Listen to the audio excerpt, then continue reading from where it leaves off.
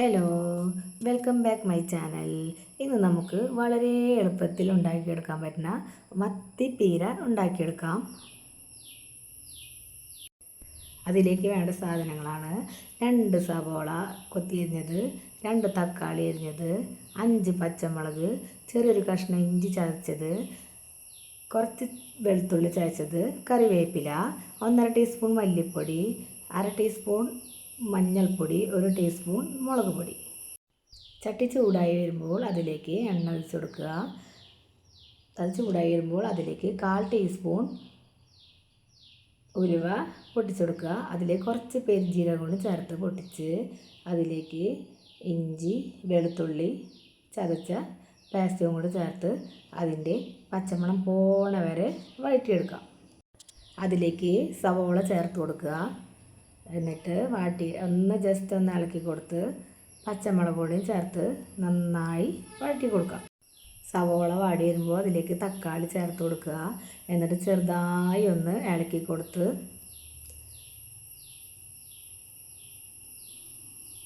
അത് മൂടി വെച്ച് ചെറുതീയിൽ വേവിച്ചെടുക്കാം. തക്കാളിയൊക്കെ നന്നായി വെന്തുടഞ്ഞിട്ടുണ്ട്. അത് നന്നായി എല്ലാ ഭാഗവും ഒന്ന് ഇളക്കി യോജിപ്പിക്കുക. കൈകൊണ്ട് ഇളക്കി യോജിപ്പിച്ച് കൊടുക്കുക. അതിലേക്ക് മല്ലിപ്പൊടി, മുളക് പൊടി, മഞ്ഞൾപ്പൊടി ചേർത്ത് അതിൻ്റെ പച്ചമണം പോണ വരെ വഴറ്റിയെടുക്കാം.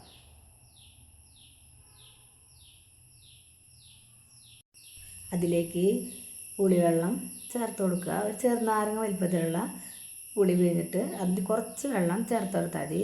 കാരണം ഇതിൽ ചാറ് കുറവുണ്ടാവുക, വറ്റിച്ചിട്ടാണ് ഈ കറി ഉണ്ടാവുക. അത് നന്നായി ഇളക്കി കൊടുത്ത് അതിലേക്ക് ആവശ്യത്തിന് ഉപ്പ് ചേർത്ത് കൊടുക്കാം. കറി നന്നായി തിളച്ച് വരുമ്പോൾ അതിലേക്ക് 1/2 കിലോ മത്തിയാണത്, മീനെല്ലാം ചേർത്ത് കൊടുക്കാം. മീൻ പൊട്ടാണ്ട് അതിൻ്റെ മുകളിലേക്ക് ചാറ് കുറേശ്ശായി ഇങ്ങനെ ഒഴിച്ച് കൊടുത്തിട്ട് കറി നമുക്ക് മീൻ വേവണ വരെ തിളപ്പിച്ചെടുക്കാം.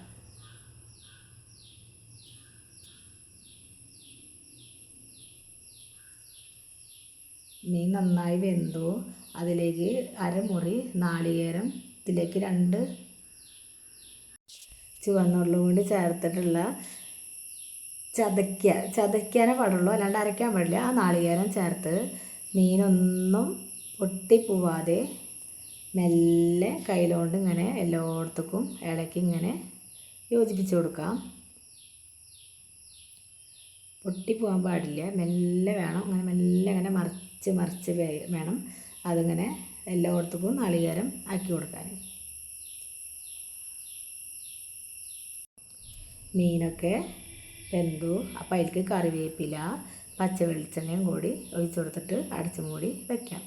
അടിപൊളി മത്തിപ്പീര ഇവിടെ റെഡി. ഇതിന്ന് വെച്ചിട്ട് നാളെ കൂട്ടുമ്പോഴാണ് ഒന്നും കൂടി ടേസ്റ്റ്. എല്ലാവരും ഒന്ന് ട്രൈ ചെയ്ത് നോക്കൂ.